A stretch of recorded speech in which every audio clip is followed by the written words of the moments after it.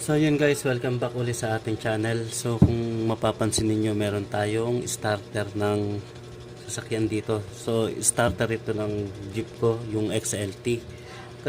Binaklas ko to kasi nung mga nakaraang araw, paaandarin ko sana. Kaso, kung nawawala yung cable niya papuntang battery. Yung cable niya papuntang battery. So, ang ginagawa ko kasi guys, pagkatapos kong painitin yung makina ng Jeep ko, aalisin ko yung battery, dadalahin ko dito sa bahay para sure na kung sakaling may gumalaw, wala silang makukuha. Ang problema, nung mga nakaraang araw, paaandarin ko na sa ready ko na yung battery, hinahanap ko yung cable na yung wire na galing starter para ikakabit ko na sana sa live ng battery. Ang kaso, yun. O kaya naobliga tuloy akong bumili ng bago. So, ito yung ganitong klase yung nawala. So, kaya ako tinanggal yung starter guys kasi dati ko nang napapansin to pagka namatay yung makina, tapos pagka paandarin ko, ayaw niyang mag-start. So, lagitik lang siya. Lumalagitik lang, kaya isa na rin yun sa dahilan kung bakit ko tinanggal yung starter ng Jeep. Then meron din kasing problema dahil sa ninakaw nga yung cable. So itong cable na to guys, dito to nakalagay, yan dito. Ngayon meron pang isang wire yan para papunta doon sa switch sa susian. Then ito naman sa susian din to naka-connect. Ngayon kung i-connect yan dito, magi-start yan, aandar yan. Ang kaso, kaya rin ako naobligan tanggalin ito kasi yung dito na sinasalpak nabali. So para lang matanggal itong nut dito, binali ito. So yun nga, obligado talagang buksan para mag-connect ako dito. So yun, ang ginawa ko guys, kinonnect ko na to. Yan, so nilinis ko na yung starter, pati yung grounded niya kasi ang nangyari guys, kaya pala lumalagitik ito. Kaya pala lumalagitik lang ito pagka umandar at namatay, hindi agad umaandar dahil grounded pala itong starter. Pero nang dahil lang naman dito. Yan, so may part siya na nagdikit, umatras ito, tapos yan, sumama siya rito. Yan, kaya ganun na lang pagka pinapaandar ko, hindi ka agad nag-i-start, lumalagitik lang hanggang sa pagka lumamig-lamig siguro, yun, tsaka lang siya mag-i-start. So nakita ko na yung problema guys, then hindi ko na lang rin pinakita sa inyo kung papaanong binaklas, kung papaanong nilinis.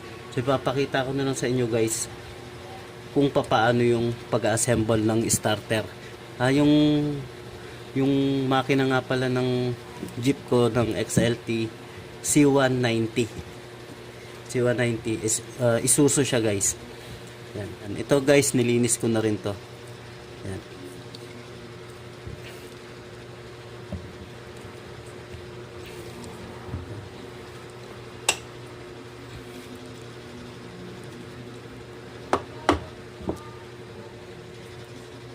Ganun lang naman ko simple magkabit mag-assemble ng starter. Kasi sa ipagagawa. Tapos guys, ito meron tong medyo madilim kasi gabi na ako nagbablog ngayon guys at medyo busy kanina. Ito, kung mapapansin nyo, meron tong gatla. Yan. Meron din ito yung pinaka kanan niya, kung nakikita nyo. Yan. So dapat magtapat yan kasi kung hindi maayos yung pagkakabit niyan, tuwing magi-start yan guys, gagalaw yan. Aalog yan. Kaya maaring madamay ito, masira itong carbon niya. Kaya dapat pagka maglalagay ka, siguraduhin ng nakapasok siya. Yan.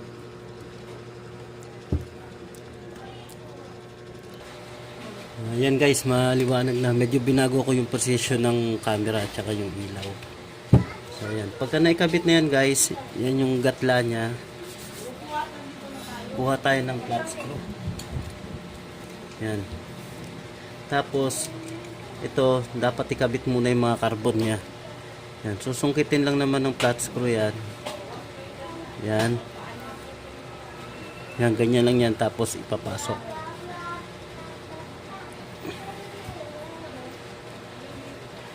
So yun guys, dalawang beses ko sa isang buwan pinaandar yung jeep. Pero itong mga nakaraan, mga isang buwan ko ata hindi na paandar.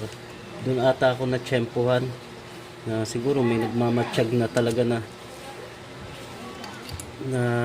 gustong kunin yung kung anong gamit yung pwede makuha sa sasakyan. So yun, nakatsempo sila. May CCTV naman dito, kaso hindi naman kasi natin alam kung anong araw, anong oras na pinakailaman yung jeep. Kaya hindi na rin, although nagsabi kami sa may-ari ng CCTV, pero hindi na rin namin masyadong inano kasi nga wala rin naman, ganun din naman, wala rin namang magagawa dahil wala na, nakuha na yung cable. Yun nga pala, naka 700 din ako sa cable, mura pa nga yun kung tutuusin. So ayan guys, naikabit ko na yung carbon. Yan. Tapos siguraduhin lang talaga yung gatla dito na nakapasok dito sa may pinakakanal niya.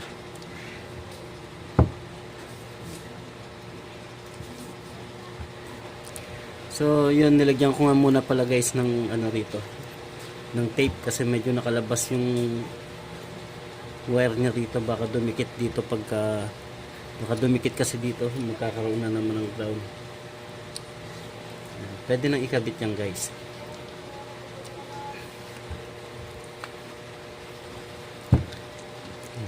So yun nga, dahil nga sa halos isang buwan kong hindi napaandar yung yung sasakyan, doon siguro nakakuha ng tiyempo na kunin yung makitang pwedeng kunin.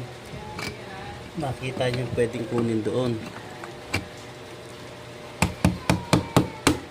Kaya yun guys, pwede siyang pukpukin pero gumamit lang ng ito yung pang hammer na lang, ano tawag dito, goma lang siya, yung ginagamit sa pang tiles para hindi nasisira yung, kasi ito sa tingin ko ilang beses na rin nabuksan to kasi yung jeep na nabili namin second hand lang yan, hindi naman brand new.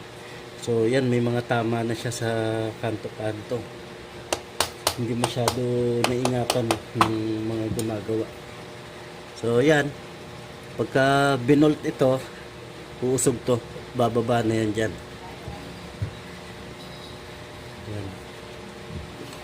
Pero sa tingin ko parang hindi ko lang maisip, hindi ko lang maano kung nakabuti ba o napasama ba, kasi kung hindi ninakaw, kung hindi na nakawan, hindi ko mauobliga na buksan ito.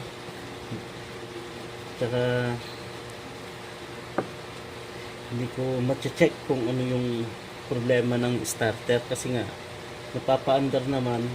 Ang problema lang sa kanya, pagka namatay tapos paandarin, hindi na siya aandar, hindi na siya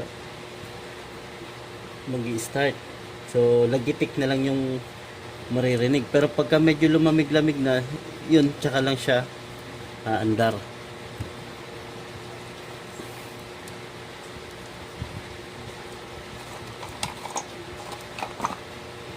Tsaka lang siya mag-i-start.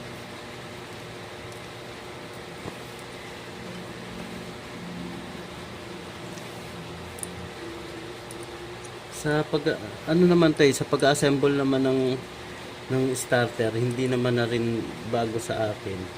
Although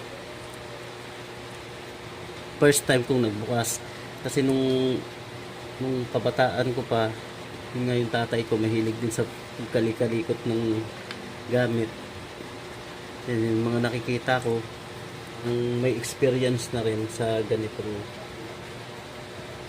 uri ng pagbabaklas ng ano, ng makina o kaya ng starter.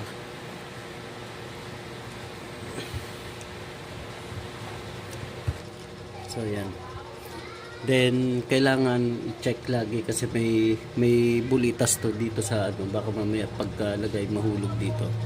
Kailangan tingnan mabuti kung maayos ba yung pagkalagay, or pwede namang unahin ito. Yan. Yan. Yan, pwede namang unahin yan, tapos tsaka lang ikabit yung pinaka cover nya. Yan.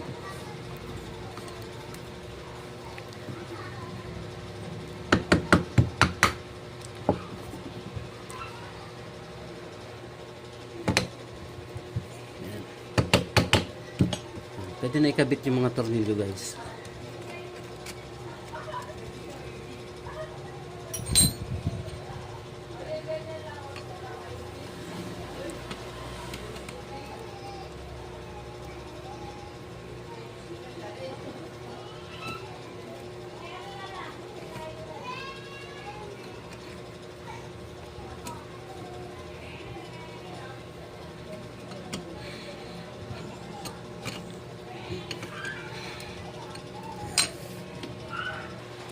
So ayan guys, naikabit ko na yung mga tornilyo. Pwede yung i-testing.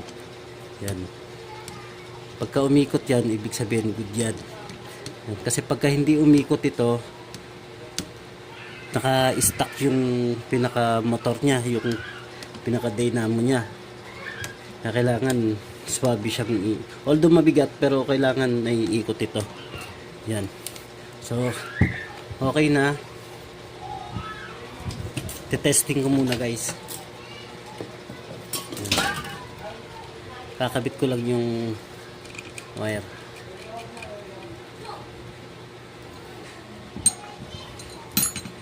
So nang dahil sa minakaw yung ganito na cable, yun yung naging dahilan na nabaklas ko tuloy yung starter, na check ko tuloy yung ano niya, yung grounded niya. So okay naman na, good naman na. So ayan guys, ito yung battery. So testing ko na para makita natin kung okay ba yung paggagawa. Ayan.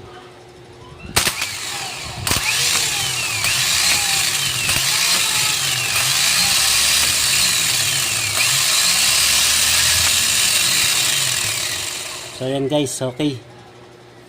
Kita nyo naman, di ba? Maandar. So okay na yung starter. So pwede nang ikabit sa makina. So hanggang dito na lang muna yung vlog natin guys. Tapos bukas na lang ulit. So maraming salamat sa panonood. Sana nakadagdag ng kaalaman, nakadagdag ng tips, at makatulong din sa mga nagbabalak magbaklas ng mga starter. So maraming salamat ulit guys. Bye bye po. Ingat kayo lagi.